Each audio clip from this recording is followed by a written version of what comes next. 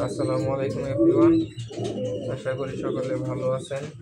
যার কবুতরও আল্লাহর রহমতে আশা করছি ভালোই আছে।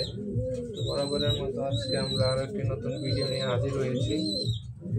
তো আজকের ভিডিওটাও ট্রিটমেন্ট রিলেটেড, সেটা হচ্ছে কবুতরের মল্টিং।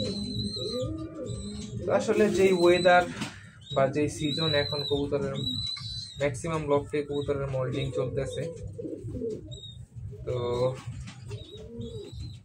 মল্টিং আসলে প্রথমে বুঝতে হবে আপনার মল্টিংটা কি। মল্টিংটা হচ্ছে কবুতরের পশমের পরিবর্তন। প্রত্যেক বছরই কবুতরের একটা নির্দিষ্ট সময় পর কবুতরের ফেদার, কবুতরের পশম, শরীরের পশম চেঞ্জ হয়। তো দেখতে পাচ্ছেন এই কবুতরটারও মল্টিং। তো আসলে মল্টিং এর সময় কবুতররা একটু বাড়তি যত্ন নিতে হয়, কারণ এই টাইমে কবুতরগুলো একটু উইক থাকে, যেহেতু ওদের শরীরের পশম পরিবর্তন হয়, তো ওদের শরীরে ব্যথা থাকে। তো এই টাইমে আসলে করণীয়টা কি? তো প্রথম যে কথাটা হচ্ছে, মল্টিং এর সময় কবুতরকে অবশ্যই মেডিসিন দিতে হবে। কি মেডিসিন? তো বাংলাদেশের একটা জনপ্রিয় ওষুধ একমি ব্র্যান্ডের, সেটা হচ্ছে জিসবেট। তো খুবই ভালো একটা ওষুধ, আমি এটা ইউজ করি, 45 টাকা দাম।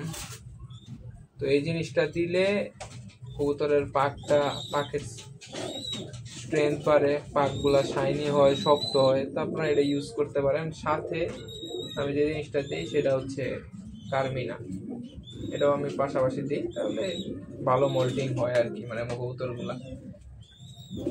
তো এছাড়াও আরো কিছু করণীয় আছে, সেগুলো হচ্ছে মল্টিং সময় কবুতরকে বেশি না ছাড়া, কারণ কবুতরের শরীরে এমনি ব্যথা থাকে। তো ওদেরকে না ছাড়াই বেটার, কারণ এমনি বডি উইক। আরো যদি আপনি কবুতর উড়ে ছাড়েন, তাহলে দেখা যাবে ওরা আরো উইক হয়ে যাবে এবং দেখা যাবে কবুতরগুলো অসুস্থ হয়ে যাচ্ছে। তো এই টাইমে কবুতরগুলারে না ছাড়াই ভালো। তবে ভালো মল্টিং এর জন্য আপনি যদি বৃষ্টিতে ভিজাইতে পারেন, তাহলে দেখা যাবে যে মল্টিংটা ভালো হয় আর কি। তো আর খাবার দাবার তো এজ ইউজুয়াল, আপনি একটু ভালো খাবার দিলেন, প্রোটিনের পরিমাণ বাড়াই দিলেন খাবারে, এই আর কি অ্যাজ ইউজুয়াল জিনিস।